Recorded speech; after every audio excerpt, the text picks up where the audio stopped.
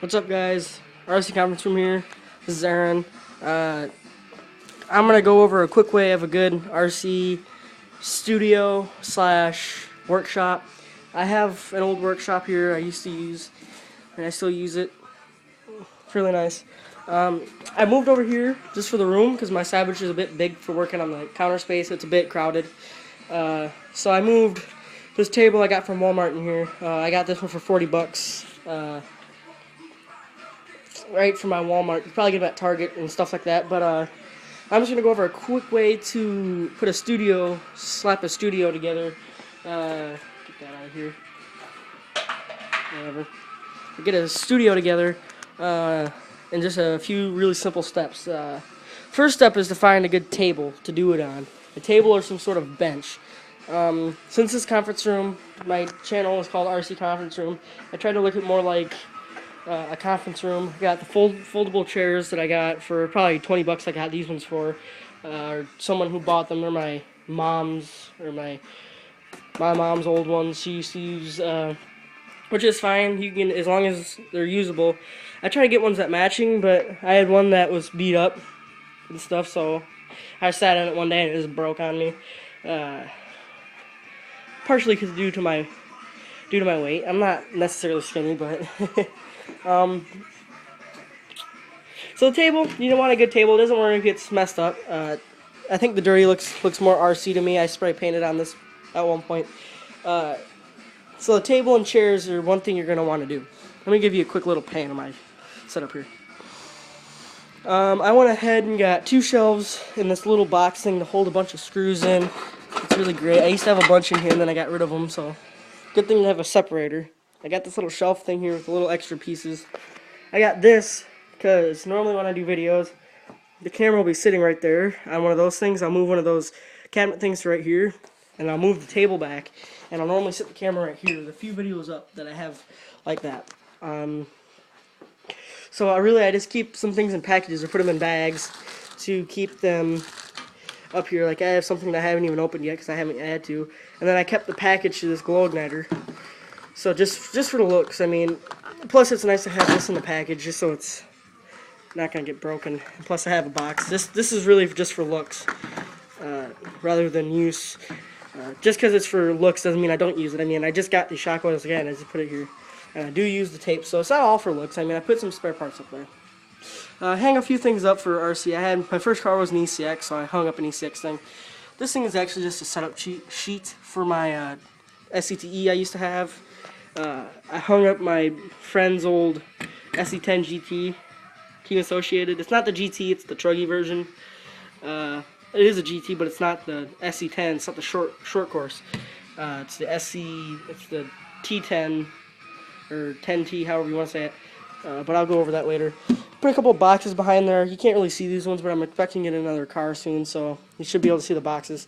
I just bought an ECX Ruckus a little while ago. My brother's. This one you definitely won't be able to see on camera. I have this little setup here for radios and little folders and stuff, sheets and little tiny things like chargers and stuff, just so I can have my own workspace. I'll take the rolly chair and then I'll sit here, and if I need something from Hobbytown, I'll write down Hobbytown, write a list down and stuff, and then little extra things that aren't really RC related but they can be used. I have a box full of RC stuff, so that's an idea. I got a couple of bodies here. I just threw them in the back where no one can actually see them.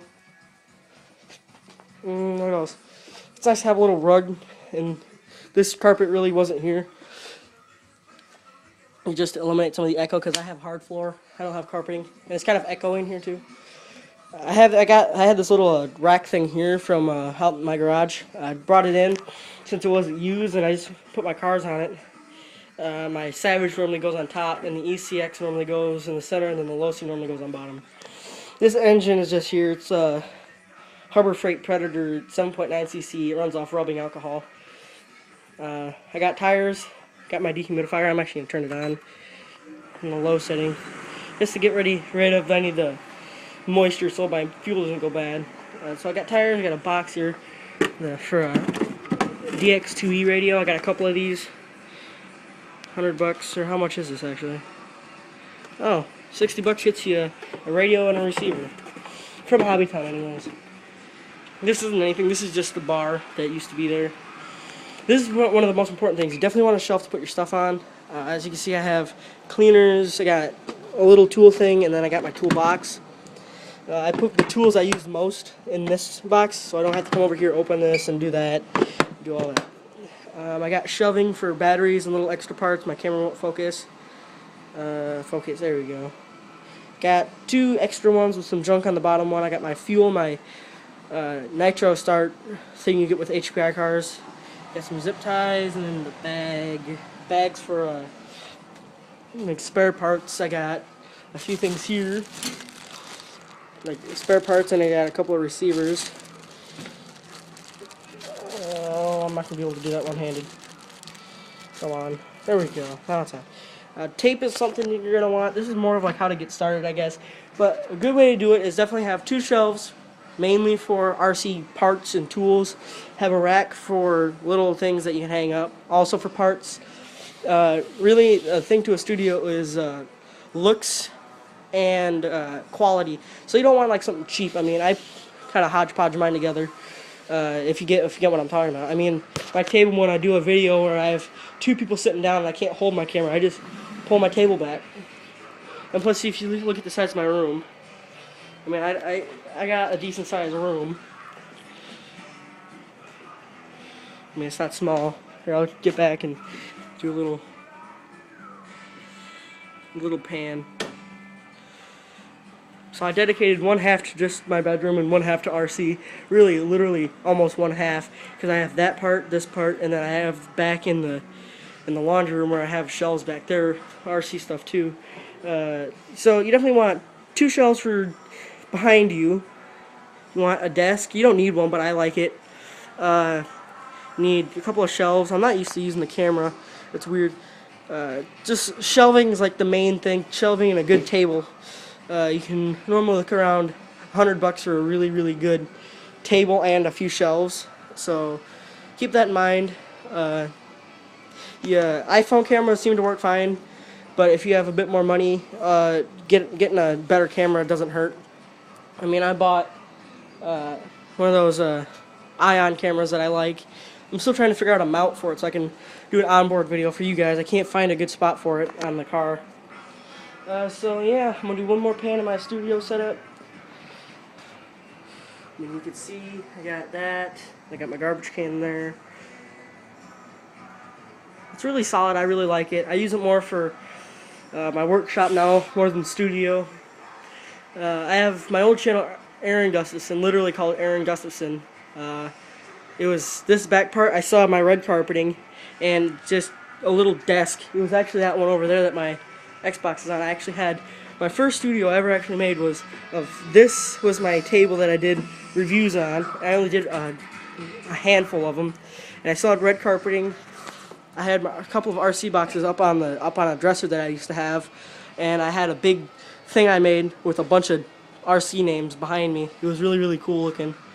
And I didn't have any of this, so this is way more put together than my old studio. So this just shows what anyone can do a studio like this if they have the room and they have the patience to do it. It didn't really take me much time, so just take your time and figure out how you want your studio. It's always key to have it look good. I mean, it's kind of clustered back here behind me, but that's fine because really you guys don't see behind it. But just take your time, put together a good studio, and you'll have some good YouTube videos or workshop, whatever you want to use it for. Thank you guys for watching this video, and please subscribe, comment, whatever you want. You know that you guys know the drill by now. Thank you guys for watching. Please subscribe.